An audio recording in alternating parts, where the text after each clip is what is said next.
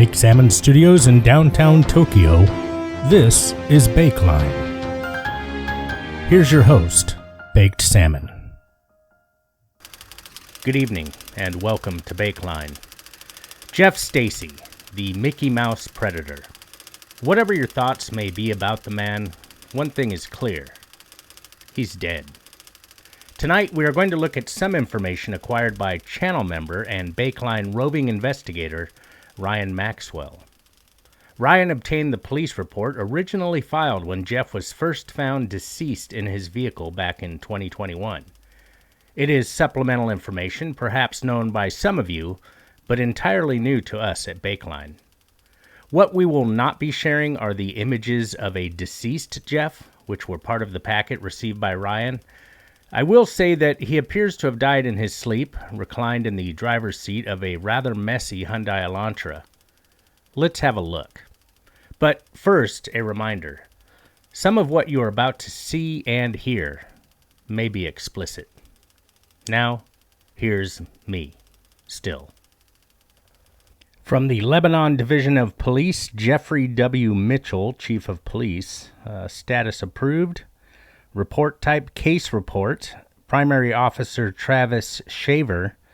Well, I'm sure you have, Travis. All right, well, we'll leave the Shaver comment alone. Incident code, non-breather. Location, 1530 Walmart Drive, Lebanon, Ohio. Forward to investigations.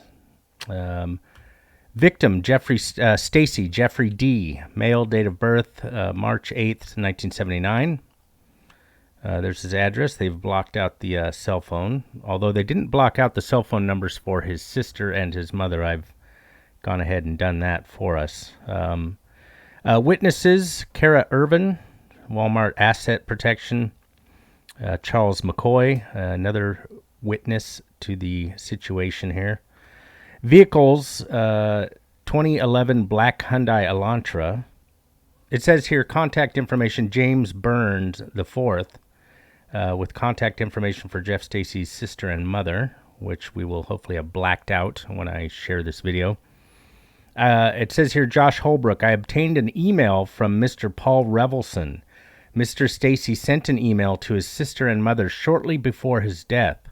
The email he sent is attached to the report. Now, the email in question was not attached to the report, and roving investigator Ryan Maxwell is on the case to see if we can get a copy of that email, which I will share with you at a future date if that is something we can obtain. Here's the primary report by Travis Shaver. It says on February 22nd, 2021 at 9:28 a.m., I responded to the Walmart parking lot in reference to a male unconscious and not breathing. Once I arrived, Officer Mouch was on the scene. Officer Mouch advised that the body was already cold to the touch and he could not feel a pulse. From my observation, the body appeared to be hypermic hypoxia due to the indication of pale and gray coloring of the skin. Yeesh. It also should be noted that rigor and lividity had set into the deceased. The male was in the front driver's seat of a 2011 black Hyundai Elantra bearing a Ohio registration of GJQ 4246. Shortly after, the Lebanon Battalion Commander Ryan Harper arrived on scene and pronounced the time of death as being 9:34 a.m. on February 22nd, 2021. After investigation, the male was identified as being Jeffrey D. Stacy of Lebanon. Through a leads inquiry, officers discovered that the vehicle returned to Stacy's mother. At this time, Detectives Holbrook, Cooper, and Sergeant Trout arrived on scene and evaluated the scene. While on scene, Detective Cooper obtained photographs of the scene. At 9:46 a.m., Sergeant Trout contacted Doyle Burke with the coroner's office and advised him of the situation. After speaking with Doyle Burke, he advised Sergeant Trout that he would be responding to our location. At 10:17 a.m., Doyle Burke arrived on scene to take possession of the body. Stacy was transported by Doyle Burke to the coroner's office for an autopsy to be conducted. Officers were able to make contact with Stacy's wife at 118 Dave Street, Leanne Stacy, and inform her of his death. At this time, it is believed Jeffrey Stacy died of natural causes. Dun dun dun. The vehicle was towed by Case Towing, and a copy of the report has been faxed to the coroner's office. Charles McCoy advised he noticed the vehicle parked in the same parking spot for the past 2 days. McCoy stated on February 21st, 2021, he attempted to make contact with Stacy. McCoy said Stacy appeared to be sleeping in his vehicle and was breathing heavy. The next interaction McCoy had with Stacy was on February 22nd, 2021, when he noticed him in the same position in the vehicle. McCoy advised he opened the door and the male was unresponsive to him. At this point, McCoy called 911 and requested emergency personnel. On February 22nd, 2021, at 4:30 p.m., I was contacted by Kara Irvin, a Walmart manager. Irvin stated that Stacy arrived on February 20th, 2021, at 11:46 p.m.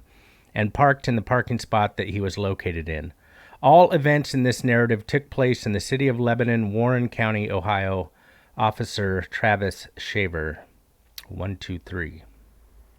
Signed and dated Travis Shaver, the officer. Now this, I believe, is the actual report from Mr. McCoy.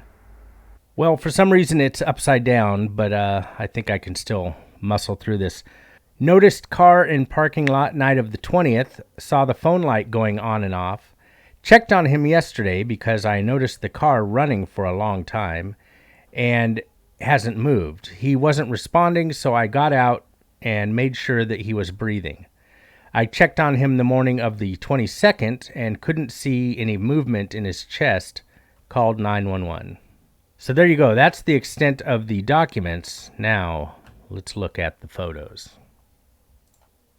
Okay, here we go. Photo number 1. We can see some officers standing around Jeff's mother's Hyundai Elantra. There's license plate GJQ4246. No rear damage to the vehicle, it appears. Looks like snowy weather in Lebanon at that time. Jeff not sleeping in his car. Here's a front view of the Elantra with a handicap placard in there. You will notice, we will see that there's a walker in the car. I'm assuming Jeff was not using a walker, that it belonged to his mother. We'll see here. Here's the driver's side of the car. Again, a little bit dirty there. Probably a little salt and moisture kicked up from the road there in Lebanon. Lots of police officers around. And the left rear driver's side, again, no noticeable damage to the car. They are safe drivers in the Stacy family. Here is that picture of the walker that I was referring to. Again, I don't know that Jeff was in such a state that he was using a walker. Likely not, because this is his mother's car. I'll assume that that was probably his mother's walker for when she did trips down to Walmart.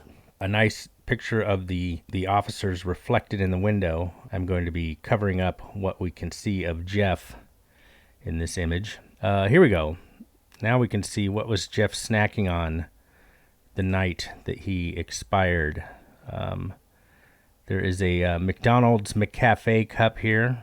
He was munching some cheddar cheese combos. It's a delightful snack. There's Jeff's phone. A good look at Jeff's phone here.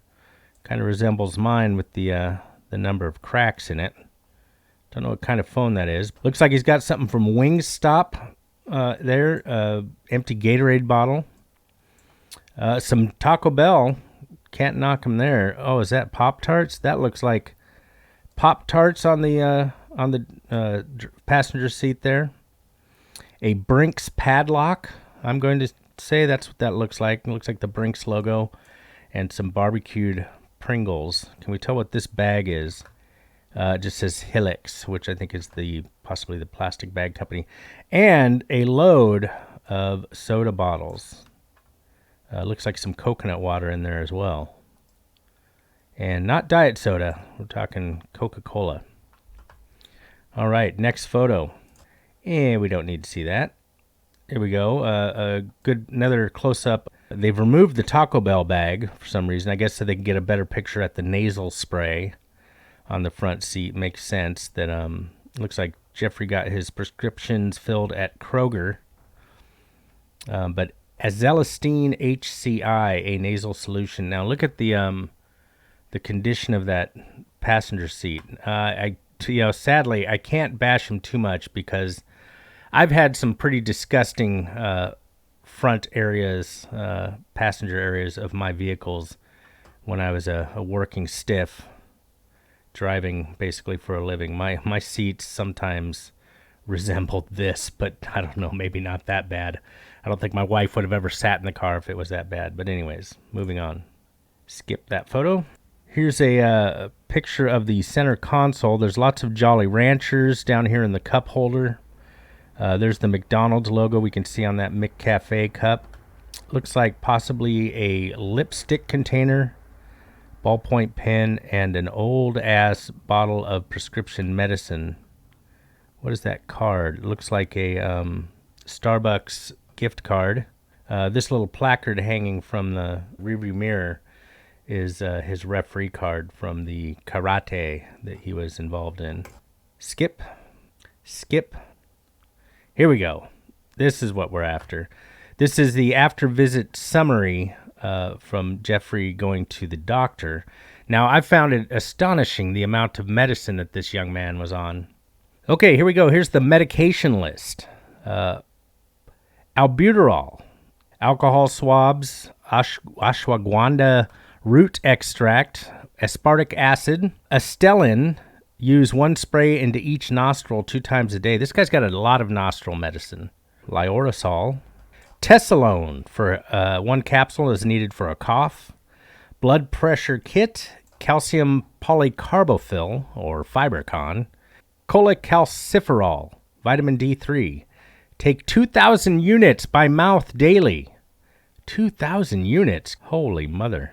Clomid, CoQ10, a Daily Vite multivitamin, fenugreek seed extract, Allegra, Flonase, here's another one, use 1 spray into each nostril daily, Mucinex, and wait, there's more, there's an entire other page, cortisone, apply topically 2 times a day, apply twice a day sparingly to areas of flared skin, do not apply to face or genital areas.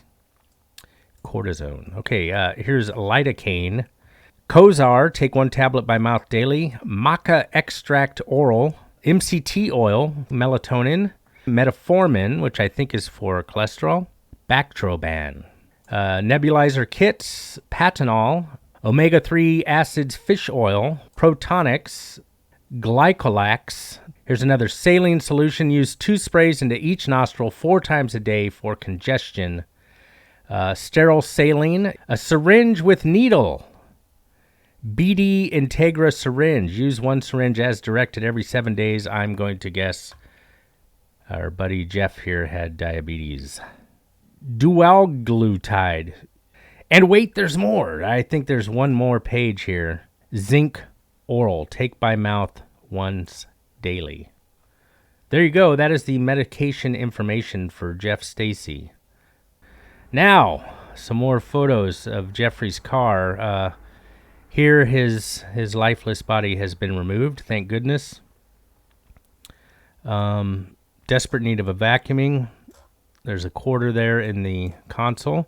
Here we can see a better view of that McCafe. Ballpoint pen. Jeff's phone charger. I don't know what this is down here on the bottom. Can we zoom into it enough? No, we can't see it. Here we can see that referee card, Jeff Stacy. I can't see the logo here, but I believe that would be him refereeing karate competitions of sorts.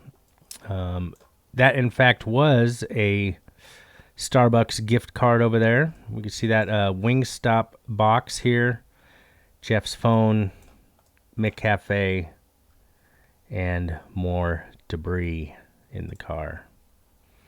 Here's an interesting shot of Jeff's gas pedal with some garbage wedged underneath it. There you have it, folks. Supplemental information on one of the filthy few captured on Datelines to Catch a Predator, gone to meet his maker. I want to thank again our roving investigator, Ryan Maxwell, for sharing this information with us. From all of us here at Bakeline, good night.